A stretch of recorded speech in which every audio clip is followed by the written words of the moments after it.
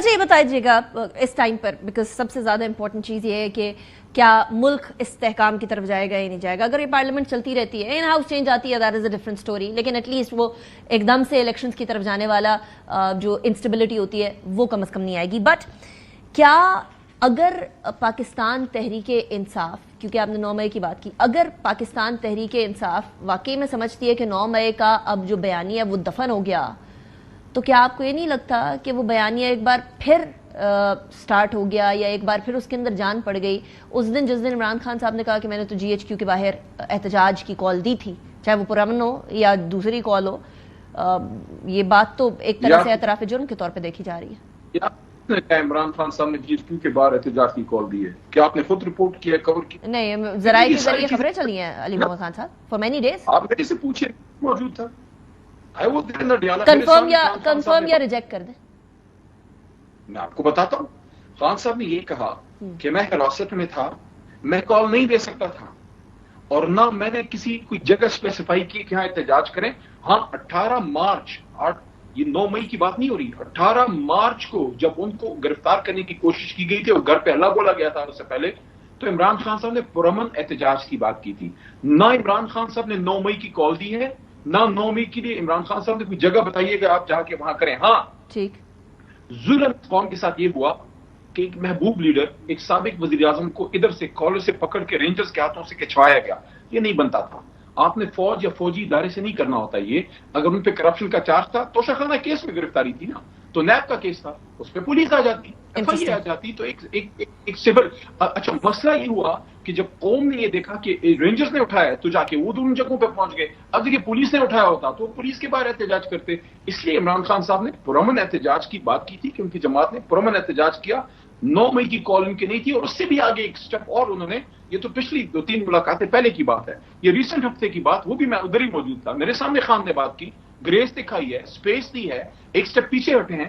انہوں نے یہ کہا کہ اگر آپ سی سی ٹی وی فوٹیجز لاتے ہیں، اس میں میرے کارکن آرسن کرتے ہوئے، خدا آرسن مطلب اردو میں آگ لگاتے ہوئے اور توڑ پھوڑ کرتے ہوئے خدا نخواستہ ہمارا کارکن نظر آتا ہے. خان صاحب نے کہا میں اس کو پارٹی سے نکالوں گا اور میں اس پہ معذرت بھی کروں گا اگر ثابت ہوتا ہے. اور 9 مئی پہ جوڈیشل کمیشن کی بات کی ہے. یہی بات محترم D G I S P R صاحب نے کی ہے. اچھا، آپ نے بڑی انٹرسٹنگ بات کہی ہے علی محمد خان صاحب، یہ بڑی رسپانسبل سٹیٹمنٹ ہے، کیونکہ بچر صاحب کی سٹیٹمنٹ ہے. وہ کہتے ہیں اگر ہمیں معافی مانگنی ہوتی تو ہمارا لیڈر 1 سال جیل میں نہ ہوتا. 9 مئی اس وقت پاکستان کی عوام کے لیے ایک عذاب بن چکا ہے، ہم معافی نہیں مانگیں گے. آپ کہہ رہے ہیں کہ خان صاحب نے خود بولا ہے کہ اگر پروف ہوا تو میں معافی مانگوں گا، وہ کہہ رہے ہیں معافی نہیں مانگیں گے. معافی مانگنی ہوتی تو مانگ چکے ہوتے، سال سے جیل میں نہ ہوتے. کچھ کلیریفائی کریں گے؟ نہیں، میں تو آپ کو عمران خان صاحب کی بات کروں. ان کے بارے میں یہ بات کی گئی کہ عمران خان صاحب نے معافی مانگ لی، مشروط معافی مانگ لی. دیکھیں پہلی بات یہ ہے، معافی مانگنے سے کوئی چھوٹا نہیں ہوتا، معافی بڑا آدمی مانگتا ہے. اگر غلطی کا احساس ہو، اس کو اگر یہ لگے کہ اس نے غلطی کی ہے، لیکن اس میں عمران خان صاحب نے کہا نا کہ پہلے آپ سی سی ٹی وی فوٹیجز لائیے، پہلے آپ 9 مئی پہ کمیشن بنائیے. اگر میرے کارکنان کا قصور اس میں نکلتا ہے، میں معذرت بھی کروں گا، پارٹی سے بھی نکالوں گا، لیکن where are the C C T V footages, وہ کہاں ہیں؟ 9 مئی پہ جوڈیشل، یہ بڑی امپورٹنٹ بات ہے. D G I S P R صاحب جو شریف صاحب ہیں، احمد شریف شاید نام ہے، انہوں نے جو 2-3 دفعہ بات کی، انہوں نے پہلے پریس ٹاک میں کوئی مہینہ 1.5 یا 2 مہینے پہلے ایک بات کی تھی کہ آپ اس پہ جے سی بنائیے، جوڈیشل کمیشن یا انکوائری. تو یہ بات جو ڈی جی کہہ رہے ہیں، یہ تو فارمر پرائم منسٹر جو ہے 1 سال سے کہہ رہے ہیں. مطلب ہے کہ یہاں پہ 2 باتیں ایک ہو رہی، دونوں چاہ رہے ہیں. پھر کون نہیں چاہ رہا کہ اس کا جوڈیشل، کون نہیں چاہ رہا علی محمد خان صاحب؟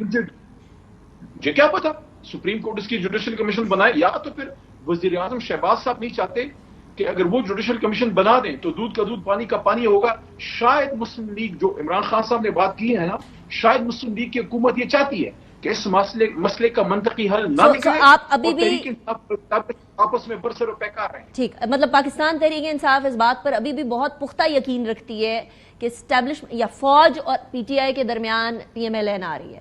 یہ بتا دیجیے گا، یہ اکتوبر کے بعد جو خوشخبری کی باتیں گردش کر رہی ہیں پی ٹی آئی سرکلز میں، اس کی کیا وجہ ہے؟ کہ میں نہ قیاس سرائیوں پہ زیادہ بات کرتا ہوں، نہ میں نے کبھی آج تک اپنی سیاست میں کبھی کوئی تاریخ دی ہے کہ فلانی تاریخ کو فلانا ہو جائے گا. وہ اللہ بزرگ و برتر کو پتا ہے مستقبل میں کیا ہوگا. لیکن میں فیکٹس پہ بات کرتا ہوں. آج سے 5.5 مہینے پہلے جب یہ الیکشن ہو گیا اس کے بعد جب ہمیں ہمارا مینڈیٹ نہیں ملا، اس کے بعد 184(3) کی پٹیشن ہم نے جمع کر دی سپریم کورٹ کہ محترم چیف جسٹس صاحب اس پہ جوڈیشل انکوائری کریں۔ جس طرح آپ کو یاد ہوگا 2014 میں ہماری وہ جو تھی دھرنا تھا 126 دن کا، اس کے بعد ایک جیسی بنی تھی، آپ کو یاد ہوگا، تو جوڈیشل انکوائری اس کی ہو جائے، وہ ابھی تک محترم چیف جسٹس صاحب نے اس کو نہیں اٹھایا۔ تو یہ 2 مہینے بعد چینج آف گارڈ ہو رہا ہے، میں بھی اس کا نظر میں بات ہوں کہ نیا چیف جسٹس اگر آئے اور اس کو اٹھائے اس سے چیزیں نکلیں گی، اصل مینڈیٹ نکل آئے گا۔ لیکن اگر میں سمجھتا ہوں یہ بات میں بڑی ذمہ داری سے کہہ رہا ہوں اور میں ہمدردی سے کہہ رہا ہوں کہ قاضی فائز عیسیٰ صاحب چیف جسٹس ہیں، ہمارے ان سے ہزار اختلافات۔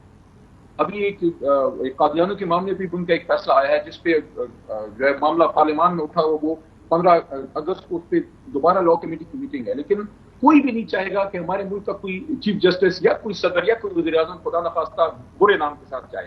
میں سمجھتا ہوں کہ چیف جسٹس صاحب نے جب وہ فیصلہ کیا 8 فروری کا، ایک مضبوط فیصلہ کیا کہ آپ الیکشن کیجئے، لیکن وہاں چیف جسٹس اور سپریم کورٹ کے فیصلے کی خلاف ورزی ہوئی کہ صرف الیکشن ہونا کافی نہیں تھا، وہاں اس کو آزاد شفاف ہونا تھا۔ تو یہ چیف جسٹس محترم قاضی فائز عیسیٰ صاحب کی رسپانسبلٹی بنتی ہے کہ جانے سے پہلے جو الیکشن ان کی حکم سے ہوا اس کی صفائی وہ خود کریں، اس کی جوڈیشل انکوائری کریں کہ وہ کون تھا جس نے فارم 47 سے حملہ کیا۔ دیکھیں کمشنر راول پنڈی، سرکاری افسر بات نہیں کرتا، کمشنر راول پنڈی نے سارا کچا چٹا کھول کے رکھ دیا ہے۔ آپ مجھے بتائیے انیکا بی بی، آپ بھی بڑی ابیر جرنلسٹ ہیں، وہ کمشنر صاحب ہیں کدھر؟ مریخ پہ ہیں کدھر ہیں؟ سیاچن گلیشیئر پہ پہنچ گئے ہیں۔ ویسے آنیسٹلی اسپیکنگ علی محمد خان صاحب، I completely understand your point.